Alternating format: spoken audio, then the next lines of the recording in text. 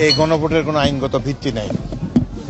এটি একটি গোষ্ঠী জনগণের উপর চাপিয়ে দিয়েছে। বিএনপির স্থায়ী কমিটির সদস্য অবসরপ্রাপ্ত মেজর হাফিজউদ্দিন আহমেদ গণভোট প্রসঙ্গে এক মন্তব্য করে আলোচনার জন্ম দিয়েছেন। তিনি দাবি করেন, দেশে গণভোট আয়োজনের কোনো আইনগত ভিত্তি নেই। এমন অবস্থায় এ বিষয়ে যেভাবে আলোচনা প্রচার চলছে তা নিয়ে তিনি প্রশ্ন তুলেছেন। মেজর হাফিজের বক্তব্য অনুযায়ী ঢাকার একটি বিশেষ এলিট গোষ্ঠী এই প্রক্রিয়াটি তথাকথিত সাধারণ জনগণের ওপর চাপিয়ে দিয়েছে। তিনি জানান, শুরুতে বিএনপি গণভোটের বিষয়ে একমত ছিল না, তবে দলের কাছে প্রতীয়মান হয় বিএনপি রাজি না হলে দেশে নির্বাচনের পরিবেশ তৈরি হবে না, এমনকি নির্বাচনই হবে না এমন পরিস্থিতি তৈরি হতে পারে। এই বাস্তবতায় তিনি বলেন, অনেকটা বাধ্য হয়েই বিএনপি জুলাই সনদে স্বাক্ষর করেছে।